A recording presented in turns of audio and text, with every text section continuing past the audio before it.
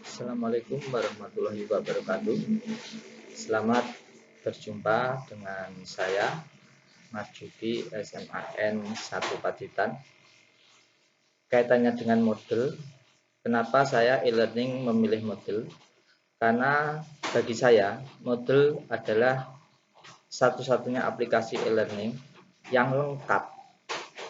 Dengan model, karena ini sifatnya untuk sekolah, maka bisa menampung mata pelajaran dari Bapak Ibu guru yang menggunakannya dalam satu wadah yang sama. Bandingkan manakala Bapak Ibu guru tersebut menggunakan Google Class Meeting misalnya, maka Bapak Ibu guru tersebut harus membangun kelasnya sendiri-sendiri dan memberi kode kepada siswa sendiri-sendiri. Sehingga dari sisi siswa, maka dia akan mendapatkan kode yang banyak dari sejumlah guru yang menggunakan Google Class Meeting. Namun apabila kita memakai model, maka bagi siswa hanya cukup mempunyai user dan password pengguna, maka siswa akan ketemu langsung dengan guru-guru di sekolahnya yang menggunakan model. Sekalipun saya telah menggunakan model untuk beberapa saat atau beberapa tahun, apa motivasi saya mengikuti kursus e-learning model tingkat mahir ini? Tiada lain adalah karena model itu selalu berkembang terus, sehingga saya pun sebagai admin sekolah harus belajar terus. Di samping itu, dengan mengikuti workshop ini akan menyemangati saya sendiri untuk bisa memanfaatkan semua fasilitas yang ada di model yang selama ini belum kami sentuh. Dalam penggunaannya, model ini untuk saya bagi menjadi dua. Yang pertama adalah model yang kami khususkan untuk kegiatan proses belajar mengajar, dan yang kedua adalah model yang kami persiapkan hanya untuk khusus event-event tertentu, misalnya adalah penilaian tengah semester, penilaian akhir semester, dan yang akan datang ini adalah penilaian akhir tahun. Untuk penilaian harian sendiri, itu kami includekan di model yang kami gunakan untuk proses pembelajaran. Dalam hal ini, beberapa aktivitas yang sudah saya masukkan antara lain adalah materi yang berupa Microsoft Word, file Microsoft Word, dalam bentuk PowerPoint, dalam bentuk PDF, ulangan harian, dan yang terakhir kali ini sehubungan dengan maraknya atau darurat COVID-19, maka saya lebih banyak memasukkan materi-materi video sebagai pengganti tatap muka yang tidak bisa dilaksanakan. Halo, dalam video ini kalian akan mempelajari salah satu fenomena dalam fisika, yaitu efek Doppler. Di dalam e-learning. Pernahkah kalian mengalami situasi berikut? Tentunya merupakan tantangan besar bagi seorang admin manakala kita ditantang untuk mengadministrasikan sebuah penilaian, yaitu penilaian akhir tahun, di mana dalam hal ini di sekolah kami setiap guru membuat soal sendiri-sendiri. Jadi apabila misalnya guru fisika di kelas 10 itu ada 2 orang, maka juga 2 orang tersebut membuat soal sendiri-sendiri untuk kelasnya sendiri-sendiri. Sehingga kalau saya total jumlah kursus yang harus saya sediakan kurang lebih 69 kursus untuk kelas 10 dan kelas 11. Ini merupakan tantangan besar bagaimana seorang administrator harus bisa menyediakan kursus ini secara cepat dan efisien.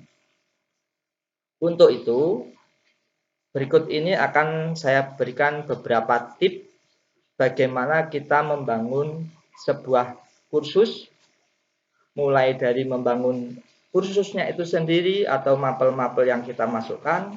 Yang kedua adalah mengupload pengguna, dan yang ketiga adalah memasukkan pengguna ke kursus. Itu semua bisa kita lakukan dengan sistem impor.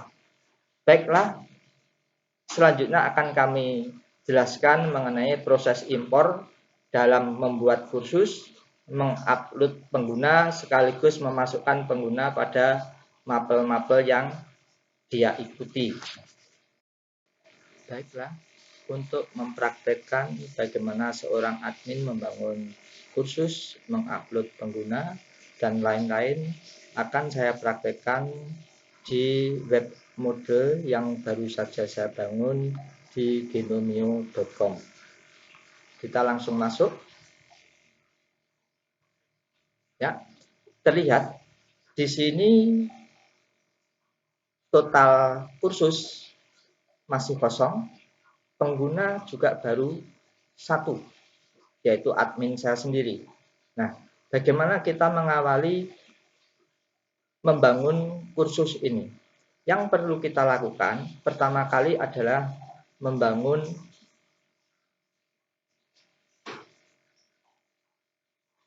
kategorinya. Ya. Di sini sudah saya isikan atau sudah saya bangun 3 kategori, yaitu kategori kelas X, kelas 11, dan kelas 12. Ini nanti untuk import mapel, saya praktekkan bagaimana mengimport mapel untuk kelas 10 dan kelas 11 sekaligus. Namun yang perlu diperhatikan sebelum mengimport mapel atau kursusnya, itu adalah kategori yang kita buat, ini nanti harus kita perhatikan terutama pada kategori ID number-nya ini. Terserah Bapak Ibu membuat untuk ID ini bebas, namun harus persis sama nanti ketika kita akan import, karena kita akan import mapel ini dari Excel. Baiklah, saya tunjukkan Excelnya.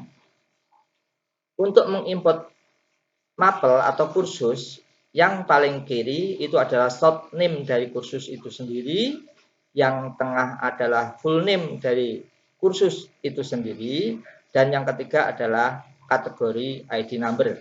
Yang saya maksudkan tadi adalah kelasnya tadi. Karena kelas 10 tadi saya kasih ID number-nya adalah 1, maka semua mapel yang ada di kelas 10 saya beri angka 1. Sedangkan untuk yang kelas 2 juga saya beri ID number 2. Untuk membuat short name, ini biasanya saya berupa singkatan dari mapel tersebut, sehingga saya lebih mudah menghafal ini kira-kira nama pendek dari mapel apa. Kita kembali ke menu Site Administration untuk mengupload kursus atau mapel. Kita klik kursus, kita lihat dengan menggunakan minute kursus and kategori sebelumnya akan kami tunjukkan bahwa kelas 10, kategori kelas 10 kursusnya masih kosong, kategori kelas 11 kursusnya juga masih kosong. Di sini terlihat bahwa ID kategorinya untuk kelas 10 adalah 1, untuk kelas 11 adalah 2. Sehingga ketika memasukkan di format Excel-nya, di format importnya juga harus persis sama. Yang kelas 1 1, yang kelas 10 1, yang kelas 11 2, demikian pula untuk nanti yang kelas 12. Dan jangan lupa disimpan dalam format CSV, karena untuk proses import kita menggunakan CSV. Kembali lagi ke Site Administration, kita klik course, kita klik upload course, kita cari filenya yaitu upload kursus. Nah, dalam bentuk CSV kita tarik ke sini. Ya. Silakan Bapak Ibu melihat kira-kira pemisah untuk Excel di laptop Bapak Ibu kira-kira menggunakan apa. Cukup dengan menggunakan notepad. Bahwa ini terlihat tanda pemisah di antara kolom-kolomnya adalah memakai koma. Maka ketika ngupload CSV delimiter ini juga kita pilih koma. Seandainya tadi pemisahnya adalah titik koma, maka pada CSV delimiter kita pilih titik koma. Baiklah, ini biar tampil semua. Saya pilih angka 100. Kita preview terlebih dahulu. Ya, tanda centang ini menunjukkan insya Allah kita akan sukses mengupload sebanyak 44 mapel untuk kelas 10 dan kelas 11 dan nanti akan masuk pada kategorinya masing-masing. Selanjutnya settingan yang lain bisa kita setting kapan kursus itu bisa dimulai, diakhiri, dan sebagainya, termasuk penggunaan bahasa, bagaimana penggunaan bahasa defaultnya. Langsung kita klik upload kursus. Ya, ini sudah ada konfirmasi course create, dan seterusnya. Sehingga bisa kita lanjutkan. Di sini ada jumlah kursus total adalah 44, yang berhasil adalah 44, yang kedel kosong, error kosong. Kita klik OK. Ya. Sekarang kita lihat hasilnya melalui Site Administration, Course, Manage Course and Category.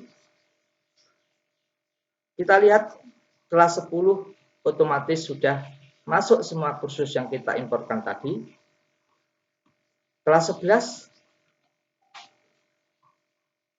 juga sudah masuk yang kita imporkan. Demikian ini cara mengimpor kursus. Selanjutnya kita akan mengupload pengguna. Namun sebelum mengupload pengguna, alangkah lebih baiknya kalau kita membangun cohort dulu, sehingga cohort ini akan kita upload bersama-sama pengguna. Kita klik cohort.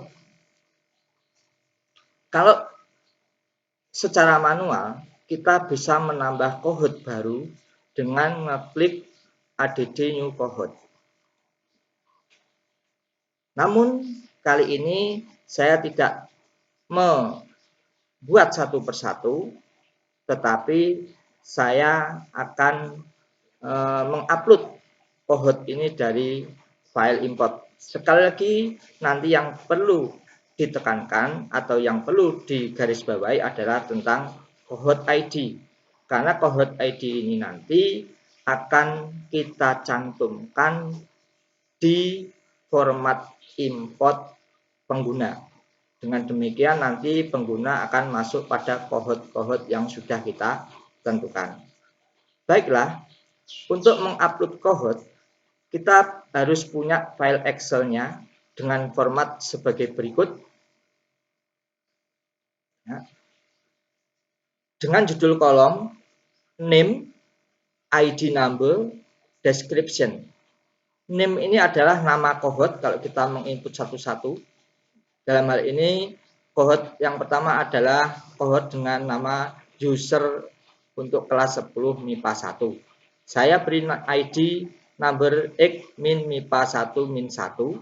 Deskripsinya, cohort ini adalah untuk menampung user untuk kelas 10 MIPA 1. Dan seterusnya.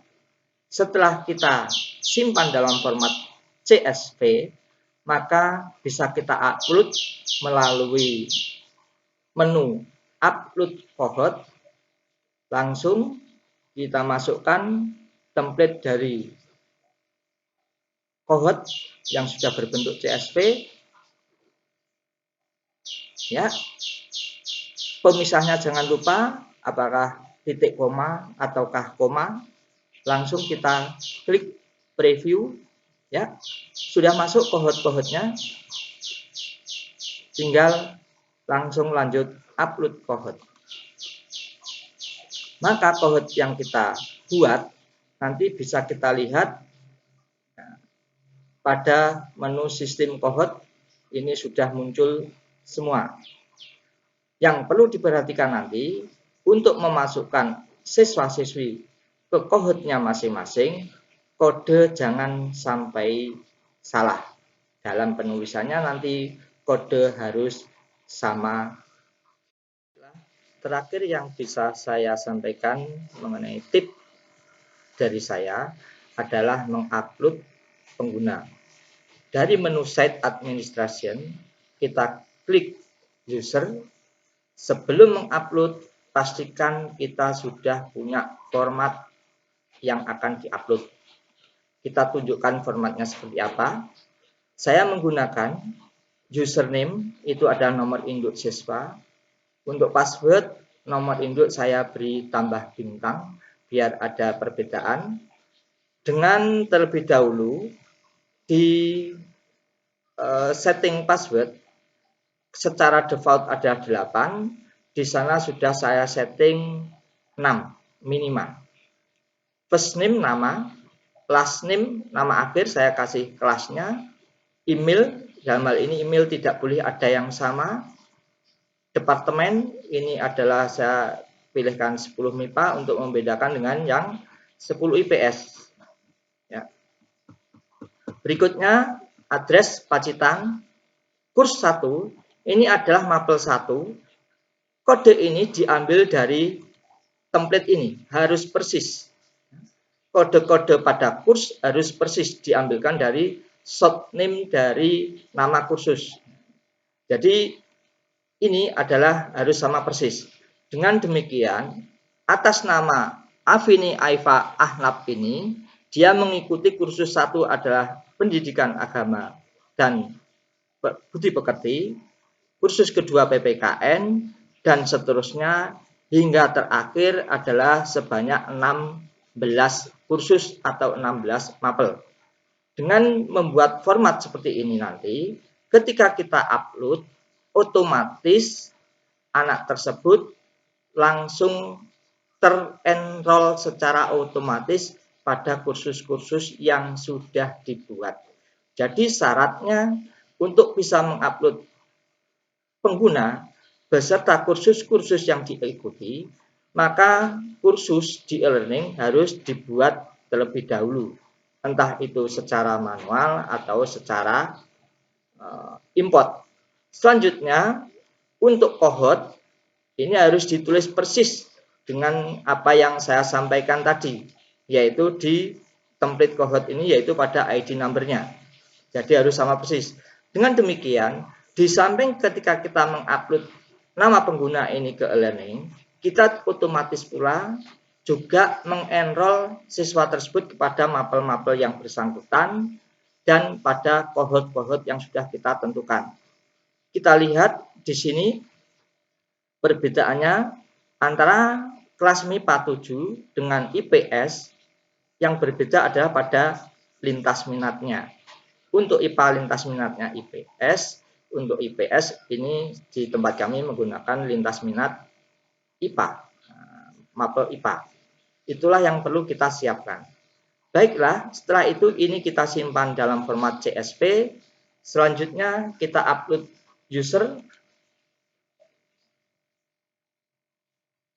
Kita cari format CSV yang sudah kita buat, yaitu calon user kelas 10. Ini kebetulan yang saya praktekkan kelas 10 saja. Oke. Ini adalah pemisahnya, jangan sampai keliru.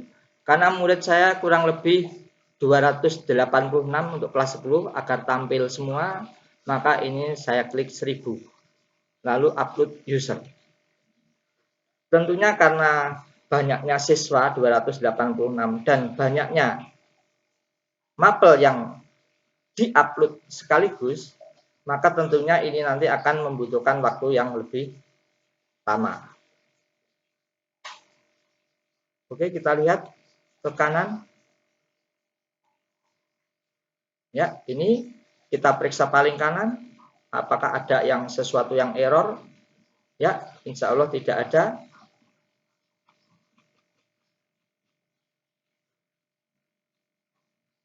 Selanjutnya kita klik upload user. Oh ya, sebelumnya untuk setting-setting bisa kita ubah sepenuhnya sesuai kebutuhan kita.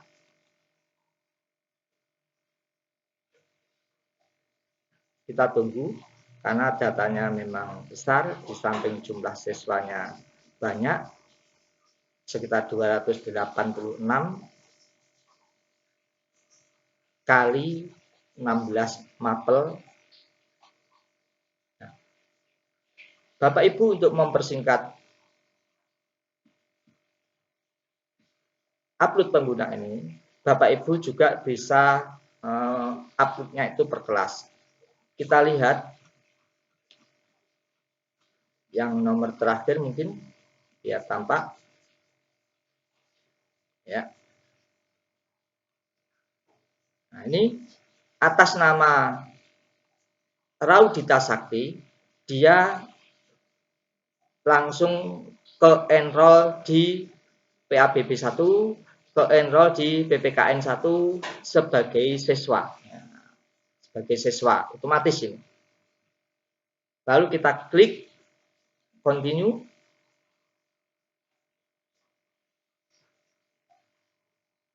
Sekarang kita lihat apakah siswa sudah masuk. Ya, sudah masuk beserta kohort-kohortnya. Kita periksa kohortnya apakah sudah ada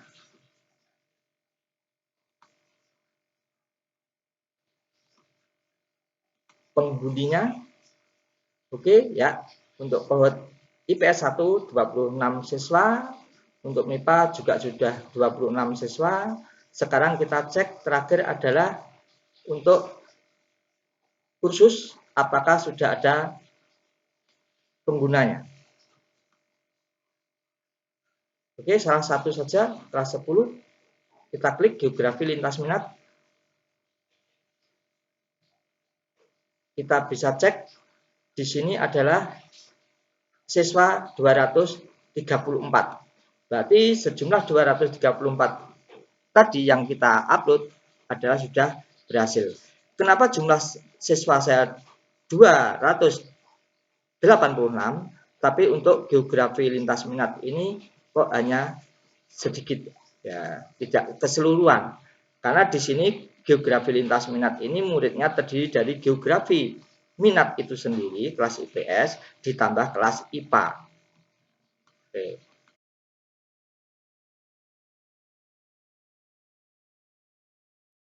Baiklah, itu yang bisa saya sampaikan.